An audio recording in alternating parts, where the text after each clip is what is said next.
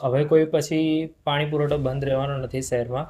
અને આજવા ખાતે જોડાણ થઈ ગયું છે નવી લાઇનનું. નિમેટા ખાતે પ્લાન્ટમાં પણ જોડાણ થઈ ગયું છે.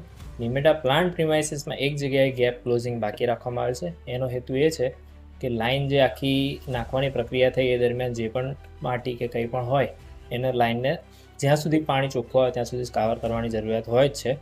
અને એ કરવા માટે જ આપણે ઇન્ટેન્શનલી એ જોડાણ એક બાકી રાખવામાં આવ્યું છે. સાહેબ, ખરેખર આ જોડાણ બાકી રાખ્યું છે તો પછી ફરી એક વખત પાછું પાણીની તકલીફ સર્જાઈ શકશે? ના, એના માટે શહેરીજનોને પાણી પુરવઠો ક્યારેય બંધ નહીં રહે.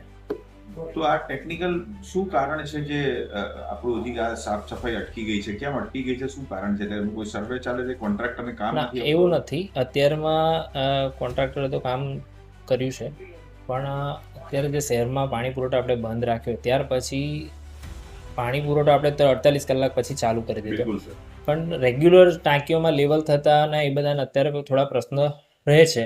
એટલે જે પહેલાં શટડાઉન પહેલાં જે પરિસ્થિતિ હતી એ રીતે જ પરિસ્થિતિ બધી નોર્મલ થઈ જાય ત્યારે આપણે આ સ્કાવરિંગ કરીશું. નહીં તો શું થશે, અત્યારે સ્કાવરિંગ એટલે પાણી આપણે સિસ્ટમમાં લેવાનું નથી, એટલે એટલી પાણી જે ચાલુ લાઇનમાં જે સપ્લાય જાય છે એમાં કદાચ ઘટ પડે એટલા માટે અત્યારે આપણે આ કરી નથી રહ્યા.